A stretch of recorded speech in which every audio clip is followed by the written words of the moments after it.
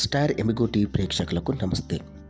ఈరోజు తెలంగాణ రాష్ట్రంలోని మహబూబ్నగర్ జిల్లాలోని ప్రాచీనమైన పవిత్రమైన దేవాలయం గురించి తెలుసుకుందాం. ముందుగా మా ఛానల్ని సబ్స్క్రైబ్ చేయకుంటే please subscribe our YouTube channel for more updates. Mahabubnagar జిల్లా చిన్నచింతకుంట మండలం అమ్మాపూర్ గ్రామ సమీపంలో కురుమూర్తి కొండల్లో నెలకొన్న శ్రీ స్వామివారు కురుమూర్తి స్వామివారు.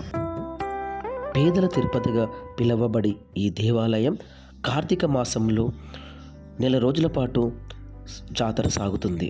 మెట్లపై నుండి వెళుతుండగా ముందుగా శ్రీ ఆంజనేయ స్వామిని దర్శించుకొని వెళ్ళాల్సి ఉంటుంది. అక్కడ నుండి శ్రీ కురుమూర్తి స్వామివారి ఉద్దాల మండపం. ఈ మండపంలో స్వామివారి పాదుకలను చూస్తాం. ఈ పాదుకలకు ఎంతో చరిత్ర కూడా ఉన్నది. పడ్డేమాన్ గ్రామ భక్తులు ఈ ఉద్దాలను 17 కిలోమీటర్లు ఊరేగింపుగా వచ్చి ఉద్దాలను స్వామివారికి సమర్పిస్తారు. ఈ ఉద్దాలు ఇక్కడ ఉన్నాయి కదా, ఇవే ఉద్దాలు. ఉద్దాలు అంటే ఏమిటో కాదు, స్వామివారి పాదుకలని ఉద్దాలు అంటారు. ఇక్కడ నుండి మనము స్వామివారి దగ్గరికి వెళ్ళాల్సి ఉంటుంది. ముఖ్యంగా స్వామివారికి ఎన్నో చరిత్రలు ఉన్నాయి. ఇక్కడ మనకు తెలిసినది ఒకటి ఏమిటనగా, స్వామివారు కుబేరుడు నుండి తప్పించుకొని ఇక్కడ ఈ కురుమూర్తి కొండల్లో గడిపాడు అని సమాచారం. ఇక్కడ నుండి మనము స్వామివారి దగ్గరికి వెళ్ళాల్సి ఉంటుంది. తిరుమల తిరుపతికి వెళ్ళలేని వారు కూడా ఇక్కడికి వచ్చి స్వామివారిని దర్శించుకుంటుంటారు. ముఖ్యంగా ఇక్కడ అమావాస్య రోజు నిద్ర చేసి 5 అమావాస్యలు కానీ 11 అమావాస్యలు కానీ నిద్ర చేస్తూ తమ కోరికలు కోరుకుంటుంటారు. స్వామివారి దగ్గరికి వెళ్ళే దారిలో స్వామివారి పాదాలు ఉంటాయి. స్వామివారి పాదాలను దర్శించుకున్నాక గజస్తంభం దర్శించుకోవడం జరుగుతుంది. అక్కడ నుండి స్వామివారి నిజస్వరూపం మనము లోపలికి వెళ్ళాక కనిపిస్తుంది. స్వామివారిని ఒక్కసారి గోవింద గోవింద అనుకుంటే చాలు.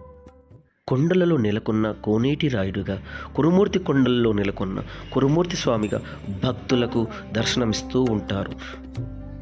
స్వామివారి దగ్గరికి రాని వారు కూడా ఈ వీడియో ద్వారా స్వామివారిని దర్శించుకోవచ్చు.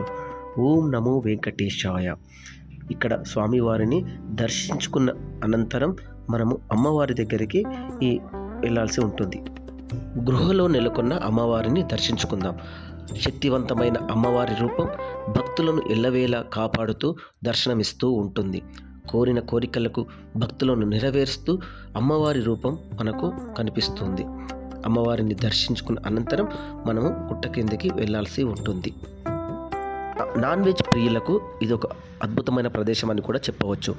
ఇక్కడ కొంతమంది ఏం చేస్తారు అంటే, కొంతకాలంగా మసాలాలను మక్కబెట్టి ఈ జాతర సమయంలో తీసి మటన్, చికెన్ ఆ మసాలాలో కలిపి బొగ్గులపై కాల్చి ఇస్తుంటారు. వీటిని తినడానికి ప్రత్యేకంగా ఎక్కడి నుండో జనాలు ప్రత్యేకంగా వస్తుంటారు.